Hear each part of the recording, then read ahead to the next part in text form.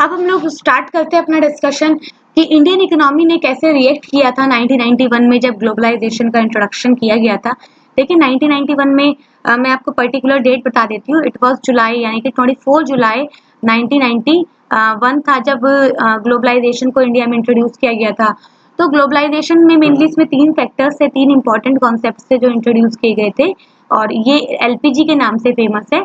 LPG का मतलब यहाँ पर होता है लिबरलाइजेशन, प्राइवेटाइजेशन एंड ग्लोबलाइजेशन। तो लिबरलाइजेशन मतलब जो ट्रेड बैरियर्स है उनको रिमूव कर देना।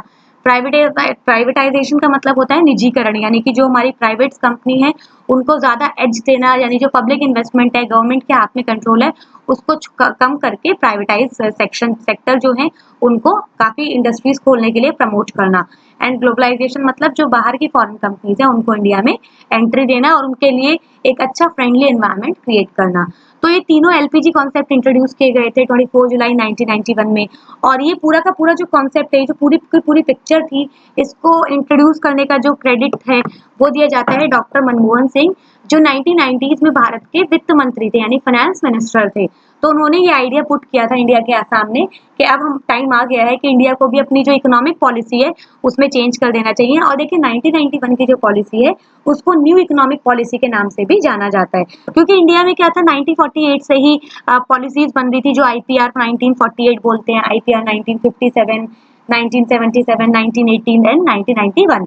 तो 1991 की पॉलिसी आज भी वैलिड है, आज भी रेलिवेंट है। अभी तक उसके बाद की कोई नई इकोनॉमिक पॉलिसी नहीं आई है, लेकिन उससे पहले काफी पॉलिसीज बन चुकी थी। तो आईपीआर 1948 फर्स्ट पॉलिसी थी। आईपीआर का मतलब क्या होता है? Industrial policy revolution. Industrial policy regulation, regulation होता है इंडस्ट्रियल पॉलिसी रेगुलेशन। 1948, 1957 इस तरीके की पॉलिसी थी जिसमें काफी हद तक कुछ चेंजेस किए जा रहे थे। बट 1991 की जो पॉलिसी थी इसको न्यू इकोनॉमिक पॉलिसी के नाम से और आईपीआर 1991 के नाम से जाना जाता है। तो अब हम लोग बात करेंगे ग्लोबलाइजेशन की। तो yes, it was a brain child of doctor Manmohan Singh. He was a finance minister in 1990s जब ग्लोबलाइजेशन को इम्प्लीमेंट किया गया और एक्सपीरियंस किया गया। He was the front man who framed the economic liberalisation. यही वो थे जिन्होंने इकोनॉमिक लिबरलाइजेशन का प्रपोजल रखा था। उस टाइम देखिए प्राइम मिनिस्टर कौन थे, ये बहुत कॉमन से क्वेश्चन हैं, जनरली नहीं लिखे होते बट हम लोगों से पूछ लिए जाते हैं। तो देखिए उस टाइम जो प्राइम मिनिस्टर थे that was PV Narasimha Rao. Mister PV Narasimha Rao was the prime minister of India in 1991। और उसके बाद से ही जो हमारा कंट्री था ग्रेजुअली मूव किया from towards the supreme economic leaders and list in the world. Then below mentioned are, देखिए अब यहाँ पर कुछ रिएक्शंस दिए हुए हैं इंडियन इकोनॉमी के after the introduction of the globalisation. तो देखिए 1991 के बाद जो जीडीपी था हमारा, जो ग्रॉस डोमेस्टिक प्रोडक्ट था, जो इकोनॉमिक ग्रोथ थी, वो काफी गिर गई थी 13% इन 1991 और एक्सटेंड हुआ था ये सब चीजें करीब 5 इयर्स तक, यानी 2001 तक ये सब चीजें ऐसे ही रहती हैं। इसके अलावा जो एनुअल एवरेज रेट था, ग्रोथ रेट ऑफ ग्रोथ था जीडीपी का, ये भी रिकॉर्ड किया गया था 6.1%। देन एक्सपोर्ट जो ग्रोथ हुआ हम लोगों का वो बहुत ज्यादा स्काई रॉकेटेड, मतलब काफी बढ़ गया था इंडिया का एक्सपोर्ट 20% के आसपास एंड 1993-94 में। एंड 1994-5 से जो फिगर्स थे रिकॉर्ड किए गए 18.5% करीब, और एक्सपोर्ट ग्रोथ के स्टैटिस्टिक्स भी जो है ये भी काफी इंप्रेसिव थे। तो आपको डेटा नहीं याद रखना है, जस्ट एक पिक्चर क्लियर करने के लिए आपको बताया हुआ है। Then steps for fair globalisation. अब देखिए एक अच्छा ग्लोबलाइजेशन किसी कंट्री में मतलब सस्टेन करे, सर्वाइव करे, उसके लिए क्या स्टेप्स होते हैं?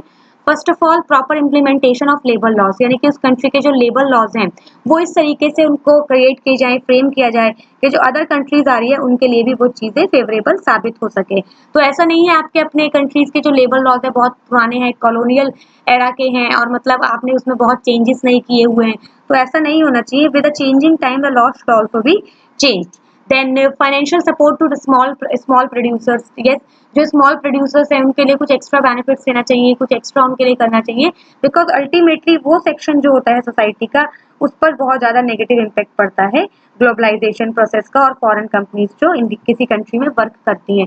Then negotiation with WTO. देखिए डब्ल्यूटीओ क्या है? ये वर्ल्ड ट्रेड ऑर्गेनाइजेशन है और इसका जो मतलब मेन जो मतलब नाम है, नाम तो वर्ल्ड ट्रेड ऑर्गेनाइजेशन है, जो इसकी मेन वर्किंग है वो है वर्ल्ड ट्रेड रेगुलेटर या वर्ल्ड ट्रेड कंट्रोलर। तो वर्ल्ड ट्रेड का जो कंट्रोल है, जो रेगुलेशन है, उसको वर्ल्ड ट्रेड ऑर्गेनाइजेशन ही लुक आफ्टर करता है, उसको देखता है। तो अब देखिए, अब नेक्स्ट होता है कि जब आप इंटरनेशनल लेवल पे ट्रेड करते हैं, देखिए लोकल लेवल पे with in the boundaries of your territory में तो आपके अपने कंट्री के जो लॉज हैं आप उन पे फोकस करते हैं, उनके अकॉर्डिंग काम करते हैं।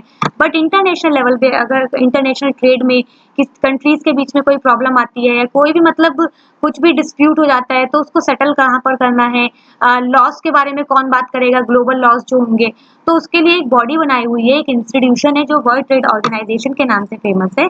तो इसके साथ निगोसिएशन करना, इनके लॉस क्या कहते हैं, कंट्री के लॉस क्या कहते हैं, उनमें एक बैलेंस स्टैब्लिश करना, तो ये सारी चीजें प्रोसेस में आती हैं। Then impact of globalisation in India. अब देखिए ग्लोबलाइजेशन का क्या इम्पैक्ट है इंडिया पे।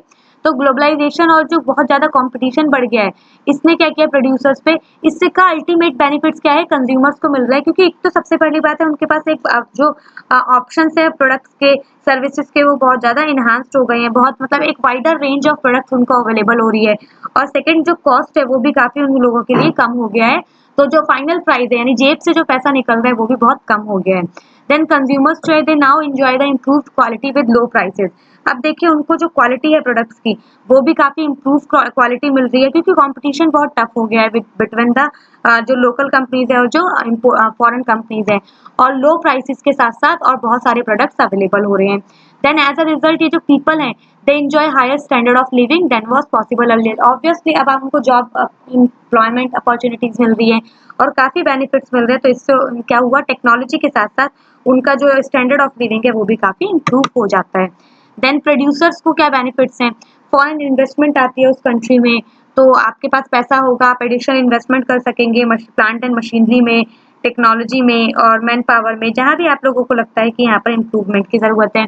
Then new technology and production methods. अब जो नई टेक्नोलॉजी है, प्रोडक्शन मेथड्स है, ये भी इंट्रोड्यूस किए जाते हैं, तो वो भी प्रोड्यूसर के लिए एक एक्स्ट्रा बेनिफिट साबित होते हैं। Then rise of Indian multinational corporation. Yes, हम लोगों की कंट्री में भी काफी कंपनीज जो अभी तक क्या थी, एक लोकल लेवल पे ही मतलब ट्रेड करती थी, लोकल लेवल पे ही उनका एरिया कन्फाइंड होता था, अब वो क्या करती है, मल्टीनेशनल कॉर्पोरेशन की फॉर्म में अदर कंट्री के साथ कॉम्पीट करती हैं। Then loss to small producers. हाँ, लॉस होता है स्मॉल प्रोड्यूसर्स का, लेकिन गवर्नमेंट उनके फेवर में भी कुछ ना कुछ पॉलिसीज, कुछ ना कुछ रेगुलेशंस फ्रेम करके उनको बेनिफिट्स देती है। देन एम्प्लॉयमेंट अपॉर्चुनिटीज आते हैं। Then world trade organisation. तो अब हम लोग स्टार्ट करते हैं अपना डिस्कशन डब्ल्यूटीओ के पास।